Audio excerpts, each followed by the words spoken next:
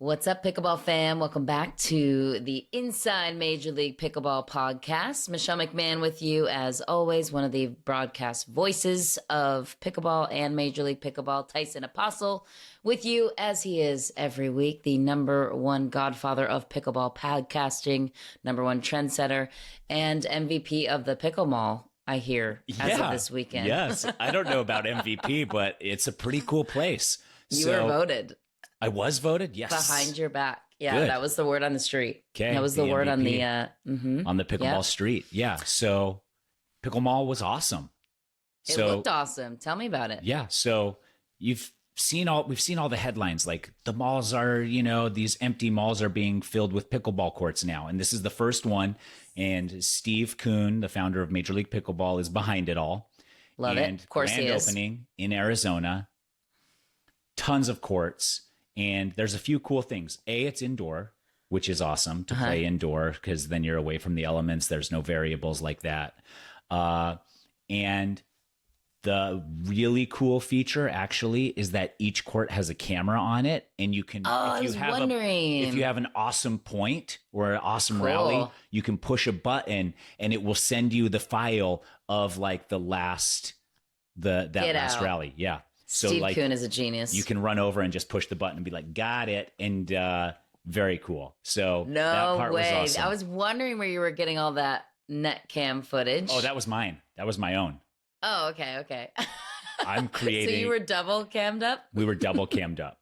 So the cameras they have are behind the court, but I have this new net cam footage that I like to get. But so they get the whole point with all four players on the court. But I saw they were in town, and I texted the commish, Brooks Wiley, was like, bro, let's play, because I'm left-handed, you're right-handed, a match made in heaven. And we go over there. Odds are in your favor. Yeah. Hannah Johns was there. There was a whole crew from Austin. And, amazing. So we went and played and got some games in with Steve Kuhn, who's very good. He's got some nasty spin on some of his shots. Okay. And Brooks Wiley. So finally got it in with those guys. And I love it. Tons of fun. And so I'm excited. I think next one's going to be Chicago or somewhere, but they're going to crop up amazing. all over. Yeah. How was, I have a couple questions. How was the noise level, and who won those matches? Steve and I lost, but not by much. We played rally scoring. And played who? Brooks and... we played. We just played some other guys there. Some randos. Yeah, I mean, I think they were connected, but I had never met them before, so not full randos. And then Brooks and I beat Hannah Johns and Nick, the squash player. Okay, I don't know, the squash player, Nick, the pro squash player. Oh, cool. So they were very good, and it was close game. But Brooks and I. Ended up victorious, so that was good to walk away from there with a victory. Noise level is not bad. Because the ceilings are so high, and it's like an industrial like thing at the top. So I don't think, because it's not a flat surface, the sound doesn't really like bounce back at you. So the sound level is a lot quieter than other indoor places I've been. Amazing. Yeah. Well, it looked awesome and so much fun, and I really hope that they institute this everywhere, because in Florida, Texas, it's too hot to play outside right now, and there are not enough indoor facilities. And with the social media ad, that's genius. See, Steve is always one step ahead of the game. That's where I'm like, he just knows. Yeah. Well, he knows.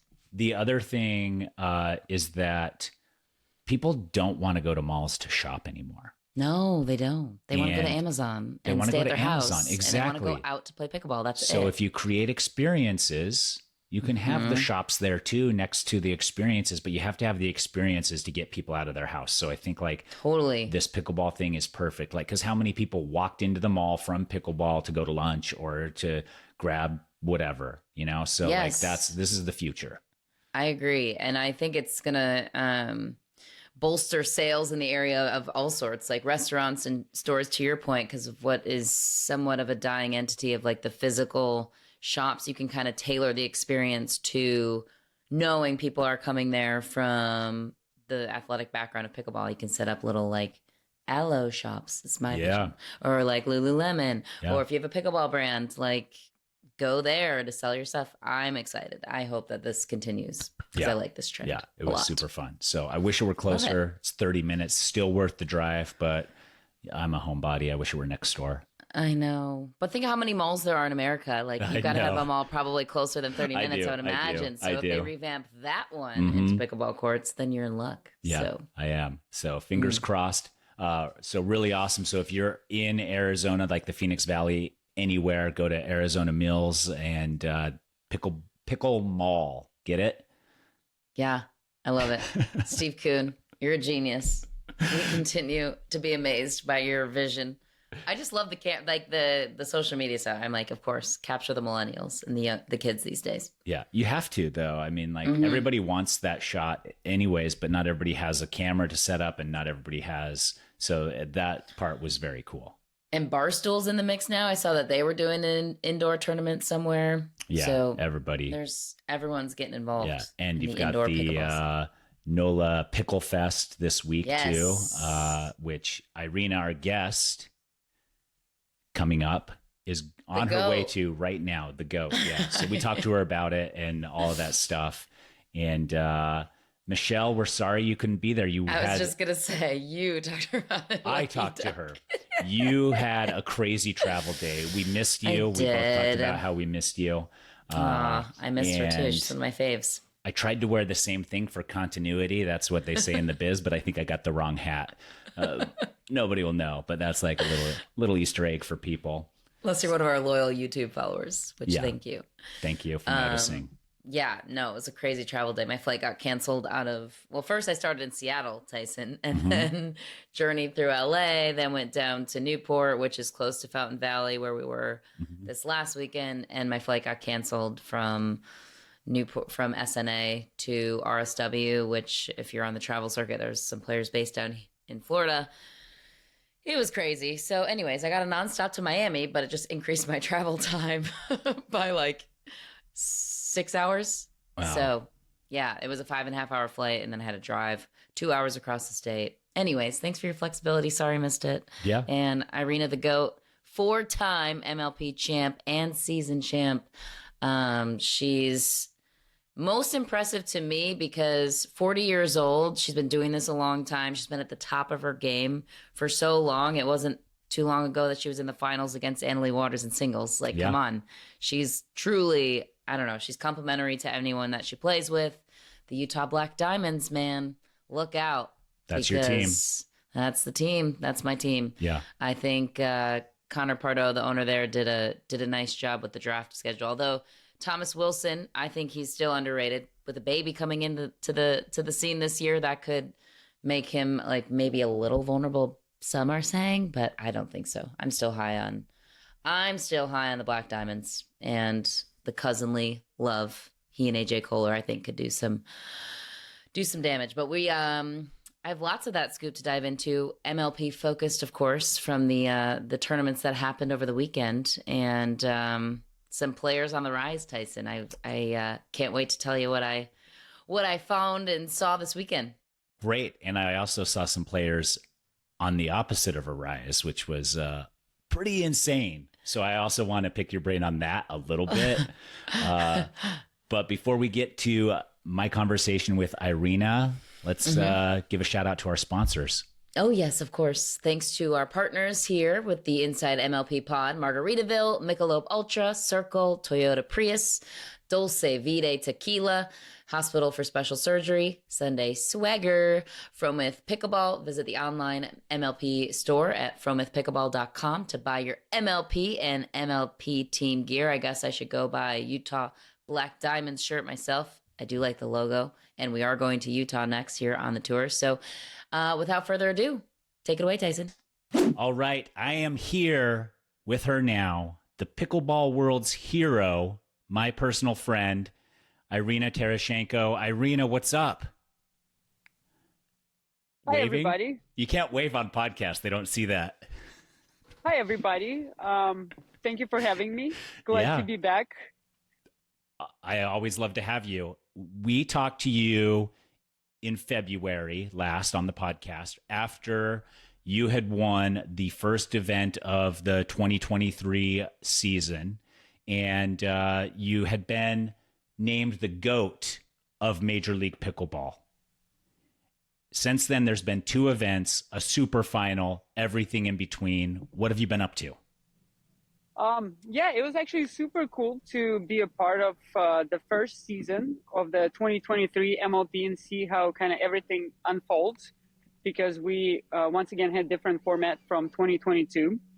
And the 3 events culminated in the super final. And yeah, it was very, very suspenseful. My team, Mad Drops, we kind of lost our chance to secure our spot in the super finals by losing to the 5s in the quarters of the San Clemente event. And then it was like a really, really weird position we were in, because we were just sitting on the bench watching the 5s play the semis and the finals, and kind of hoping for a good game, but at the same time, no question about it, we needed them to lose to clinch the super final. So that was a very interesting spot to be in. I think Thomas, my teammate, he was on the podcast a little bit earlier. He talked about that feeling too. So it was Were fun. you more open about cheering against the 5s so you could go to the super finals? Or like, I don't know, honestly, what's acceptable there?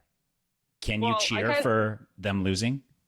We kind of tested both avenues. I didn't know what was acceptable. So against the 5s, I actually sat behind the 5s bench, and I was watching them wearing the Milwaukee Mashers. Okay. And I was kind of cheering, but it was all good banter and stuff. And we had a few more people sit in our section. Our team, one of our team owners, and some friends and family that were kind of doing it. And then it was a very exciting match. Went to the Dream Breaker. The 5s ended up winning. So for the final, I chose an opposite strategy. Since this one didn't work, I just kind of watched from afar in the final. I was still like at the venue, but I wasn't. Yeah, I was kind of moving around because I was a little bit nervous watching it. But I kept reminding myself that, don't be nervous.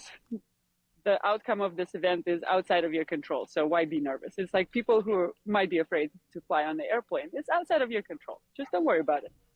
And I watched the match, and once again, it was super exciting. Went to another Dream Breaker. Like, how much more suspense can one ask for? And the Seattle Pioneers clinched the win. Therefore, we were able to play them in the super finals the next day. Probably all the members of my team and the team owners, we probably jumped up, without realizing it when the last point was played. But yeah, chances like this don't come very often. So you didn't realize that you were celebrating their loss when it happened? Yeah, I probably looked back into my initial response, and I was like, it was probably a slight celebration. Hopefully I kept it down and didn't really run around the facility screaming, "Let's go." Well, yeah. I think I took care of it. I think it was just probably came out for the first 2 or 3 seconds. I mean, you can't help that. Like, a chance at the super final has got to be exciting. And, if you're going to win, somebody has to lose, right? Yeah, absolutely. And then, once all that information was kind of processed and we knew we were in a super final, then it was kind of a different mindset had set in. And I don't know, at least my perspective going into that match was that second chances like this don't come often. So I really need to make sure that I'm locked in 100%. There's nothing that's happening with the venue or opponents or the wind or any other variable element that's going to bother me or my teammates during the match. Because I think when we were playing a little bit earlier in the group stages and in the playoffs, there were different things that MLP and the facility staff were working on to make a better playing experience for the players in the center court. There are a few other things with the lights and the white paddles. And I think our response wasn't ideal to the challenges like this and to the elements. So I wanted to make sure as a spiritual leader that whatever came our way on Monday, we won't have any regrets. And we can't look back and saying I should have responded differently in terms of my body language and my mental toughness to this variable. So that was really my main objective going into the super final. And was that communicated with the whole team as the spiritual leader of the team? Did you have a talk with everybody? I don't know. I probably said something collectively to my teammates or maybe individually. but they're probably used to it. Usually we share a little bit of, positive thinking and motivation toward each other. I think it's very important. I think it's very important that I realized very quickly that my teammates were on the same page, and everybody was really excited about this opportunity, and everybody realized how special it was, and we had to come in and be ready. So you had the Seattle Pioneers with Ben Johns, and they had been pretty dominant over the last couple events. When you're playing a team like that, is there a doubt, or do you have to just put that aside and assume you're going to win? Well, I think the mentality was opposite. We played them twice. We played them in San Clemente, and we played them in Daytona, and we lost both of them, and we did lose women's doubles in both of them. So that was priority number one. I think we had a certain game plan going into the first two meetings. Our execution of the game plan didn't work, and Etta and Megan also played really well. So I think for the third try, we maybe shifted gears a little bit in the game plan and changed our strategy to being a little bit more aggressive and playing free and being ready from the very first point and kind of throwing in a little bit of chaos and physicality and athleticism at them. And it paid off. And then I think for the other matches, I mean, we definitely had good looks in my mixed matches in Daytona against Tyler and Megan. It was a very close match. So I think Seattle, to be honest with you, they did win the last two events of the season. I wouldn't say their performance was dominant. There were definitely matches where they won 4-0, but there were matches where they struggled, and there were matches where some of the players took care of their points, but then the other teams were losing. But overall, it didn't really matter because of the overall score. So we knew there were opportunities playing against that team, and I think helped playing them a couple of times before and knowing what to expect, and also knowing what we tried to do that didn't work that they were ready for. I think that helped us prepare for the match as well a little bit too. Okay, and then what about having Drew Brees out? He emergency traveled to come watch the Super Finals. Did that add a little pressure or some fire underneath you? That was actually pretty funny because I was warming up for the women's doubles match, and then I look up and in the stands I see Drew Brees, and probably a day or two before I was on Instagram and I was watching him and I was watching his stories when he was in Paris doing the Saints event and the NFL event there. So when my warm-up was over and I came to my bench to get a sip of water right before playing, I said hi to Drew. He was like, "Let's go, team." I was like, "Whoa, who is holding up the Eiffel Tower? Is everyone okay in Paris?" And he's like, yeah, we're here, for the med drops. So I think that was definitely a motivator too, because I certainly don't want to look silly in front of Drew Brees. So I want to be locked in. I want to be kind of committed, playing with my full effort and being able to kind of channel the energy the right way for the big moments to impress the other GOAT. Yeah, I get it. So he's the GOAT of the NFL and you're the GOAT of pickleball? In my opinion. It's kind of funny. I watched NFL a little bit, and then I watched it a lot more when Drew Brees was the quarterback of the Saints, and Saints was my favorite team. And now that he's retired, I think my level of time spent on the NFL is a little bit less, but I hear we go into a Saints game here in a few days, so I think my interest is going to spike again. Yeah, you're on your way to New Orleans tomorrow. We are going to get to that in a second, but first, and before we get to the draft and your new team for the second season of 2023, how did you spend your $60,000? Is there did you splurge? Is it just going straight to savings? What is happening with the Super Finals money? Did anybody do anything crazy? I don't think anybody did anything crazy. We actually went to a super nice team dinner. One of the restaurants in San Clemente stayed open for us for a little bit longer, and then we traded little speeches, and then we went out and played a little bit of pool. But, my first, I guess,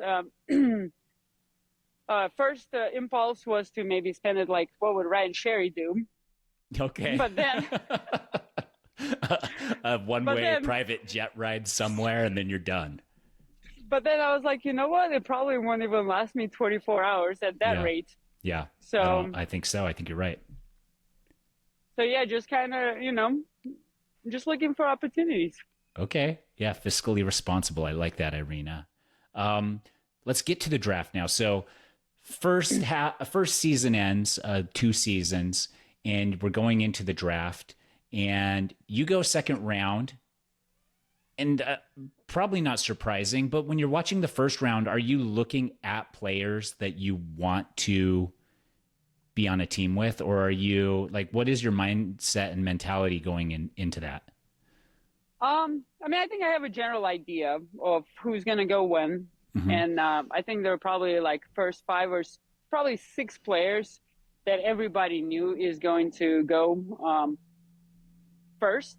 Yeah. And then players 7 through 24, it was, I think, completely wide open based on the preferences of the team owners, based on other information, maybe based on lobbying, based on friendships, locations, things like this. There are, I think, so many elements that go into the decision-making process of drafting a team. So again, kind of goes back to the idea where like I don't really have that much control. And also drafts are different. Let's say in the first draft earlier this year, I wasn't part of the draft. I went as a second round pick as well, but I didn't know my team till the end of the draft.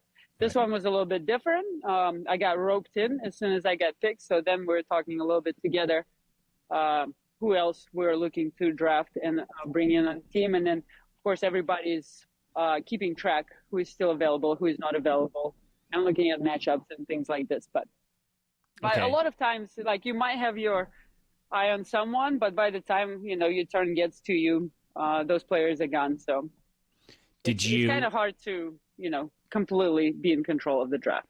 Yeah, I assume so. Did you go in the, or did you think you should have gone higher, or you were, like you said, 7 through 24 is kind of like dependent on so many variables? Were you expecting a call earlier or later or whatever?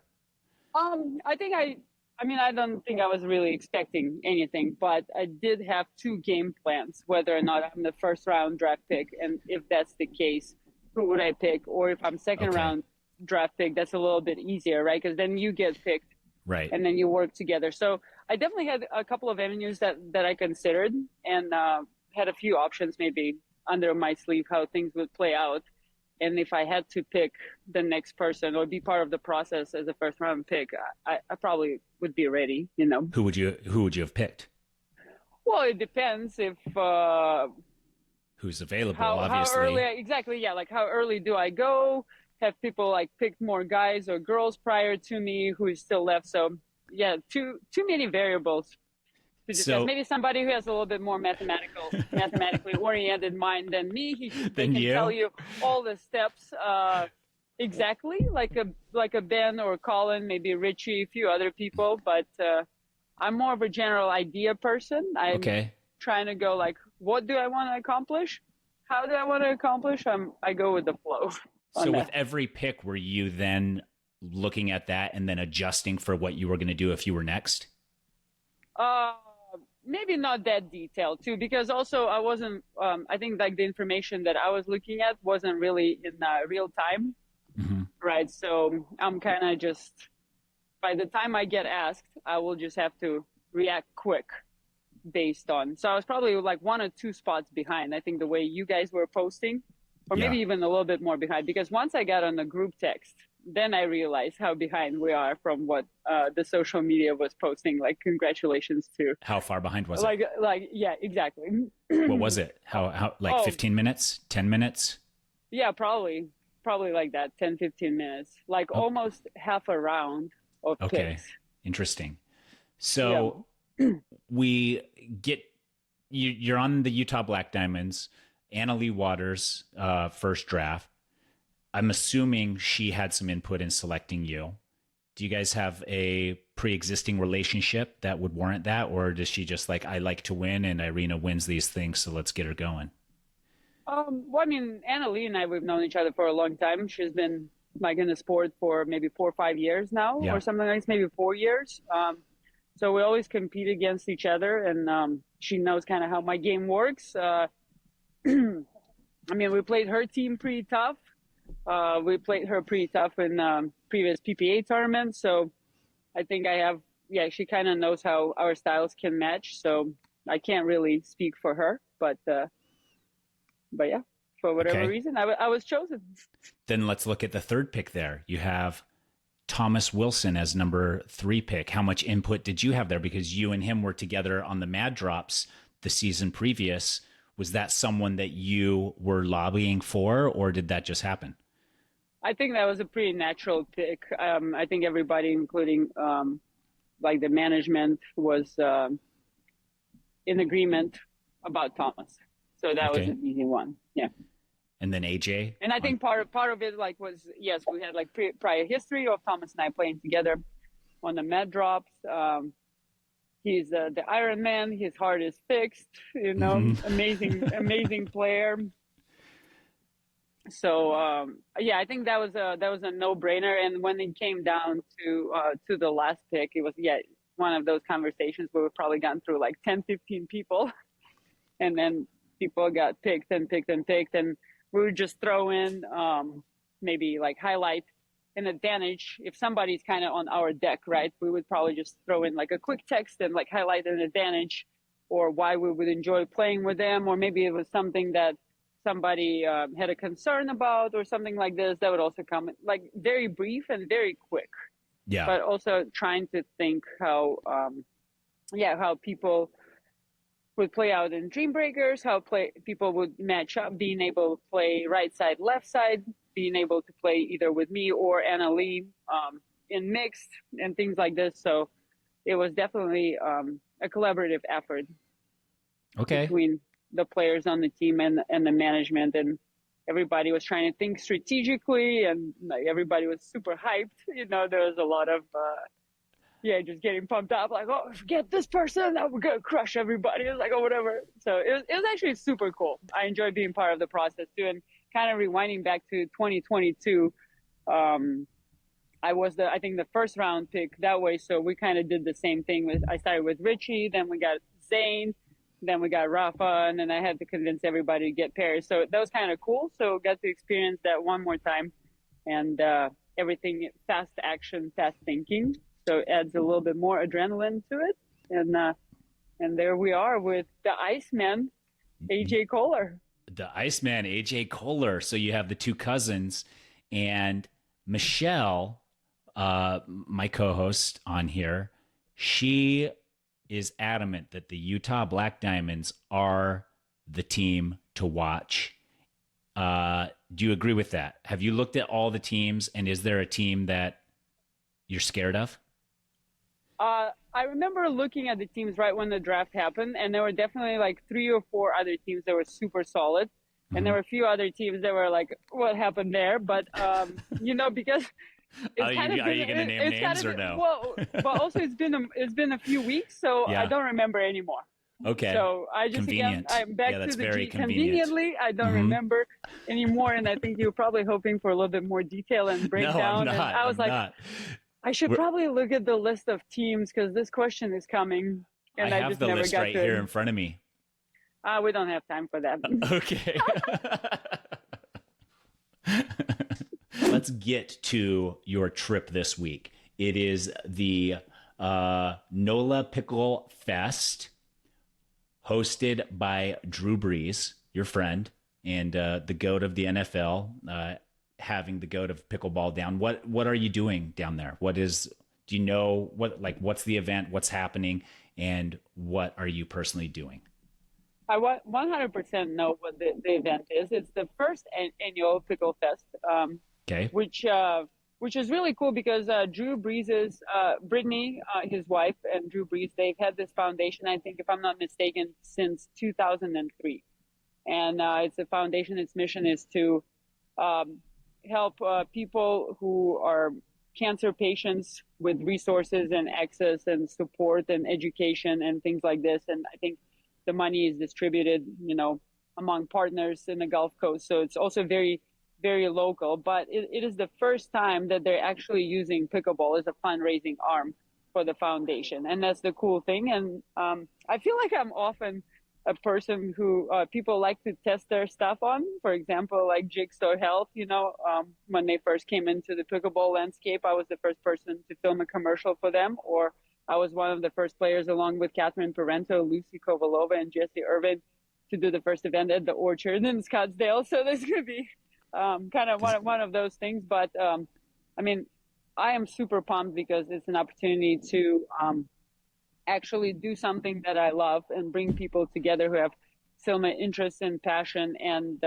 just kind of dedicate our collective energy into supporting a good cause. So I'm super pumped. But as far as events go for this event, they will have an amateur tournament that's going to happen for a couple of days. Everything is happening at the convention center in New Orleans. And I think the New Orleans Sports Commission and the city council and the Tourism Foundation are also involved. And they're big supporters and sponsors of the Drew Brees Dream Foundation and this event. And there'll also be DJs, live music. Drew Brees set floats.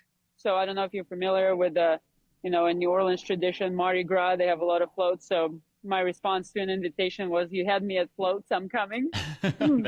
Okay. You're a big float person. I mean, I've never actually, to get on a float at Mardi Gras, it's a big honor and it's not an easy process. Like, you have to become a member of the society. I think you have to pay your dues and you have to find your way in.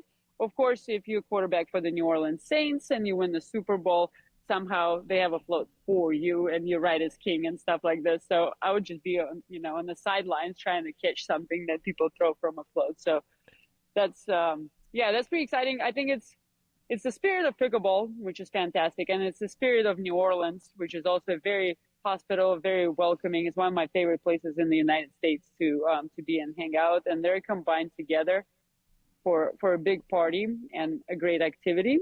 So I don't think it gets better than that. No, it's really cool. So it's like a festival, pickleball festival with this round robin amateur event. And there is also a celebrity. I think that's what you're going to be doing, right? Are you playing next to Drew Brees? Are you two teammates, or who do you got?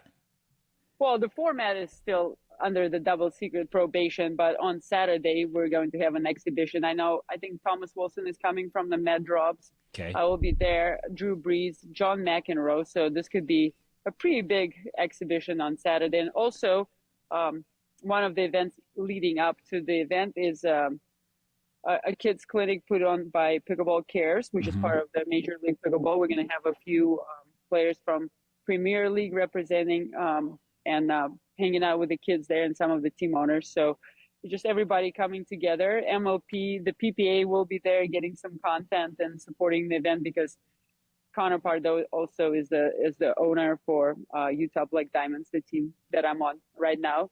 Right. So it's just kind of super cool to see everybody get together and have a good time in New Orleans.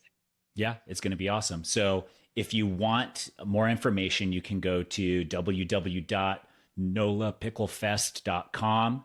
You can register there. You can see the calendar of events. And if you want to watch it, it's free. It's free to go in and watch. So I don't know how much longer these professional pickleball players will be this accessible, where you can go in and actually, smell them or touch their stuff on the sidelines, but you can still. So while Irina's playing in the exposition, you can go and rummage through her bag and stuff. Wow. Do I have to be on the lookout for you for the event that you're coming to New Orleans? No, I'm not coming to the event. I'm just saying, Drew Brees is going to be there. It's going to be awesome. And if you enjoy pickleball or festivals, then this is the place for you. So check it out this weekend. Anything else coming up, Irina? What's next after that? Well, then we're going to have a couple of more PPA events, and the first MLP event of the season happening in Atlanta, September 22nd, if I'm not mistaken. So I think people are, I already hear that there's some teams doing team practices together this early, maybe around a PPA event and things like this. So team bonding has already started. The strategies are brewing. I think people are going to be looking forward to see when the groups come out, and then they can plan a little bit further and do all the lineups. But yeah, the excitement is in the air. Yeah, I'm excited. I'm excited to see it. Do you have any plans to play with any of your teammates before, like in an event before the Atlanta event in September? No, I do not. I already had partners for all the events, which maybe that's something to think about for 2024, and maybe not to schedule your partners too far in advance and see, when the MLP draft comes out, and maybe try to play a couple events with your teammates. I mean, I have prior experience playing with my teammates, and that's good enough for me. I think that's usually, we're just going to dial in a little bit more into a few practices that are leading up to the event. We'll probably get to Atlanta early, acclimate different conditions, could be super hot. And then just make sure we put in some very focused work right before the tournament. And at the end of the day, we're all professionals. So the expectation for my teammates, and I think they share the same expectation for me, is we're going to come prepared, we're going to come healthy, we're going to come hungry, and we're going to be ready to compete. Otherwise, we probably need to be in the minor league or something like that. Okay. Well, let's not let it come to that. Irina, thank you so much for your time, for stopping by. Best of luck reining in John McEnroe and playing with Drew Brees. Again, NOLAPicklefest.com. And I'm sure we'll talk to you soon, Irina. Thank you so much. Sounds good. Thank you. Always a pleasure being on the podcast, and I appreciate the shout out to the NOLA Picklefest. All right. That was it with Irina, and she's always a pleasure, always awesome. Michelle, I'm so sad you weren't there. We would have loved to have you. But I loved the interview, and I think you crushed it. Thank you. Yeah. So let's get back to the PPA. So you were at the PPA event, and you're always on the lookout for, the MLP players and who's doing what with what team. And we definitely want to get into that. But singles, we see Anna Leigh Waters fall to Hurricane Tyra Black. And Ben Johns also does not make a deep run. No. Is the Yates this Johnson? Yes. And Memes of Pickleball had a great meme where they were like, Ben Johns lost to Johnson, and they were like, oh, JW or Hunter. And they're like, no. Poor Yates. So that's so funny. Is this a trend that will continue, or is it a one-off? Like, is this? Yeah. Like, that's what I'm wondering, because I watched and I was like, okay, if Tyra Black can crush and win, which she did end up winning, then I feel like there's something to being a true, a true competitor. Like, she's a true contender. And then, so that's what I don't like. What did you see? Are these guys like going to get challenged more and more, or was this just like a fluke that they lost? Well, I definitely think it's a double-edged sword to that answer, because the talent, the parity is rising. Do I think that's going to happen every weekend? No. I still think Ben Johns and Anna Leigh are at the top. However, I think on the women's side, Anna Leigh, with the pressure of the 7 straight Triple Crowns, I think that was starting.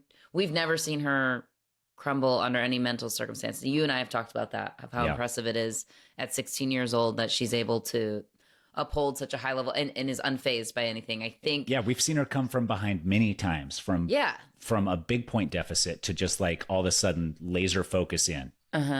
And that was the first time that I really was feeling like, oh, like she's really not going to come back in this. That's where it was. I felt like maybe the extracurriculars in the background, the 7 straight Triple Crowns, looking to break Simone Jargim's record. But and credit to Hurricane Tyra Black. I think she played really well, and and funny enough, Hurricane who, by the way, I asked her, I'm like, do you want Hurricane, Tyra? What's the vibe? She's like, I don't care. I let anyone call me whatever they want. I'm like, okay, so either work, by the way. HTB. HTB. I like that. She doesn't even train singles. And she said it was the hardest. So she has a strong, she's a former pro tennis player. Yeah. She said it was usually for tennis players, it seems like singles translates the easiest to your tennis game, right? Because it's just a different style of game. She said she doesn't train at number one. Number two, it was the more difficult division for her to translate to. Interesting. Which I found interesting. Yeah. That's like the opposite of what you typically hear. And then she followed it up with a good, of course, should also mention no Leah Jansen, no Catherine Parento. That definitely changes things too. Yeah. Also, poor Leah Jansen, because if she was playing singles this weekend, she had a good run at gold. Yeah. But I think for to answer your question, I do think it's more of a one-off than it is what we're going to see every weekend. But I think we're closer to making it not a one-off. Okay, if that makes sense. And Ben Johns, he's still, I don't know, he's playing freaking doubles and basically playing singles and still almost winning matches with an injured Colin John. So I still think Ben, it's a long way to go to catch Ben.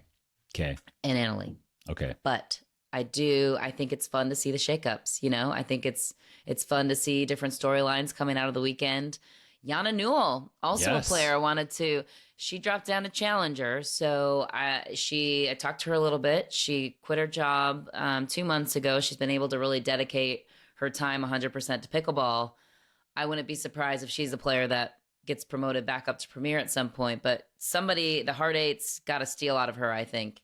I have some notes here of when she was actually drafted. But she was a second-round pick in Challenger. Wow. So, to drop, she was originally in the third round in season 1 with the Frisco Pandas. Pandas had a tough go. And I feel like Yana Newell probably got the worst end of that deal. If I'm being honest, as somebody that just, I don't know, for whatever reason, the Pandas couldn't find their chemistry. Yeah, it did not come together. So, but I just wanted to credit her. I think her game looked as good as it's looked. I think consistency is her focus. And she says with this not having any other obligation outside of pickleball, those are the players that you're going to start seeing challenge the top of what it's most common now that we see the top players only having professional pickleball on their resume at the moment. Yeah. So those were the singles performers and Gabriel Joseph. Yeah. Really impressive. That dude is good. When he's on, he's on. I think, he said he's played all but 3 this year, but just hasn't been able to get past. Get through. Yeah. And he came up with wins over Pablo Tellez, Connor Garnett. Of course, Yates Johnson did him a big favor by taking out Ben Johns. That would have been the ultimate measuring stick, but then takes Federico Staksrud down in the finals. I would love to go visit that draft. Was he in the MLP draft this year? Do we know?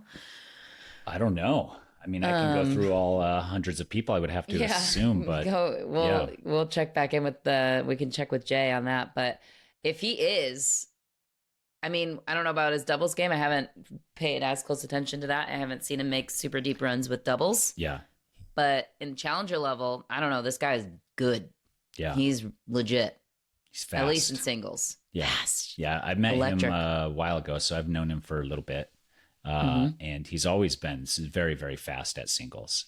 Yeah. And does still mix in some tennis. So, yeah. I'm I can't imagine somebody being that good at singles can't translate their game over to doubles and still find that same, you just got to find that right partner, right? Yeah. And he plays doubles fairly well that I've seen. I've seen him play in some local tournaments here. So someone to keep an eye out on, definitely. What other MLP little reads did you get from the PPA?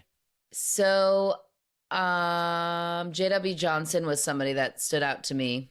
I think he easily could have been obviously first round, but second or third, fourth pick. I feel like he slipped a tiny, tiny bit. He was the 6th pick in the draft, which was a surprise to me in the first place. But Columbus, so the Columbus Pickleball Club, I think, has an interesting predicament after the weekend because with Colin Johns bruising his Achilles, and there was some speculation around that pick or whatever. It's apparently at the draft there was some chatter about who people thought should have been their second guy.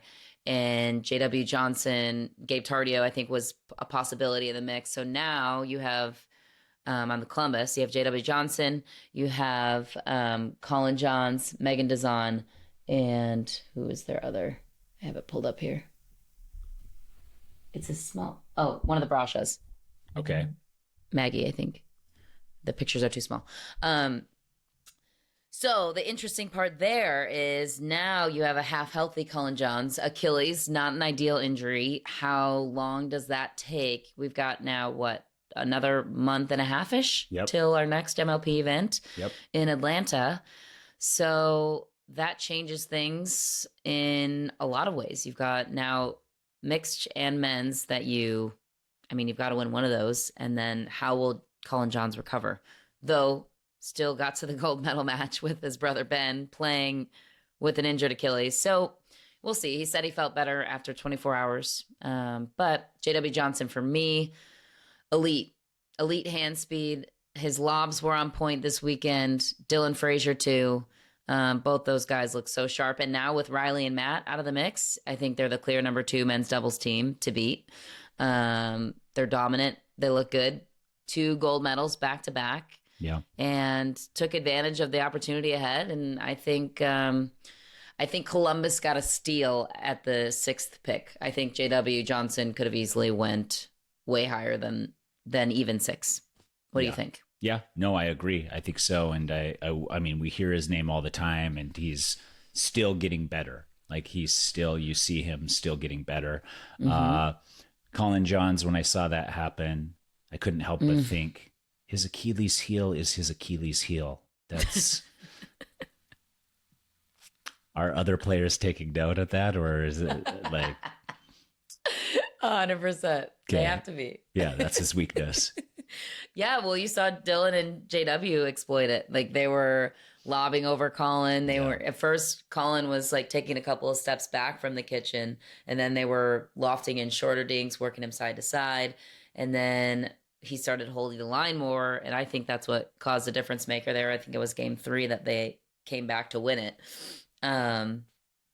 Yeah, the mobility is definitely like limited for sure. I mean, if you watched, which you did, it's like he's not moving. Ben was basically playing singles, and JW and Dylan, what helped Ben and Colin get to the finals, and Dave Fleming gave this insight, so borrowing this from him, which is kind of obvious, but the JW and Dylan have such faster hands than anyone else that these guys played, so Ben couldn't just speed it up. I like that it changed the complexity of the rallies, though. Like there were a lot more speed ups, a little bit less dink battles, made it a little more interesting. But the hand speed of Dylan and JW is you can't go through them. Yeah. They'll play the same way as the Johns brothers. They'll dink you all day to death until you miss. Right. And then if you speed it up on JW, good luck. So he wants you to. By JW. Yeah, he's like, come on. And he's just so good, and he's so subtle. Like with he makes incredible shots look so casual and easy. And so I think it's easy to overlook a player like him maybe, but he's unbelievable. I don't know about overlook, but you know what I mean? Because he's just so chill. Yeah. Like for sure. Like I've hit a shot like his before, and I celebrate very big. Like I'm like, oh my gosh. And it's mostly luck, but like he's doing it all the time. Just like perfect altitude, perfect angle, perfect speed. And it's just over and over. So very, very even keel dude.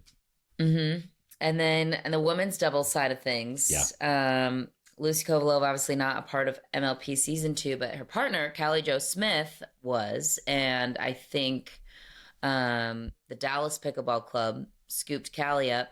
I think it was their 2nd round pick, I believe. Callie was still available in the 2nd.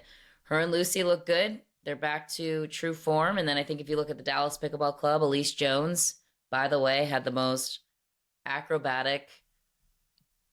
I'm trying to think where it was in the semis or quarters. I can't or mixed. I don't know. She disappeared outside. She disappeared. You got memes of Pickleball has it. Yeah. She literally, you saw this, right? Her legs, she went out of the shot. Yep. She was backpedaling and then flipped over the boards. It was women's doubles. Anna Bright and Anna Lee Waters were like, everyone was like, oh my God, she's still, wait, where'd Elise go? And now she's back. Yeah. She tumbled over the boards, came rushing back got to the kitchen. I think Anna Bright threw in a drop shot or something. And she got there. And afterwards, Cameron Blackwood asked her about it, was like, so what'd you make of that play from Elise? She's like, honestly, we were all like kind of rattled. We were like, where did she go? Is she okay? And then she just came back. She's back after tumbling over. It was so funny. She needs to wear a helmet. She does. She does. But I think that women's doubles team for Dallas would be a dangerous looking team. They train out in Seattle. And of course you have Jay DeVilliers, the 4th round pick, who has not been. We haven't seen his name as much. Yeah, we haven't, because he was a year ago, 2 years ago. He was always a contender for everything. But that's like, and then everyone else, like all these big athletes came into the sport and started taking over. You've got the Garnetts now. You've got the Johnson brothers, even just so many new names that have come to take over. Yeah. So, but a 4th round pick, this is Dave's point. He's like, Jay DeVilliers in the 1st or 2nd round, different story. Jay DeVilliers in the 4th round, he thinks is an absolute steal. So, especially when you have James Ignatowicz as your 1st round pick. So those were just some names that popped out to me of like, oh, Callie Jo Smith, let's take a look at Dallas. Okay, that's a good looking team now when you see Callie back in the gold medal match with Lucy.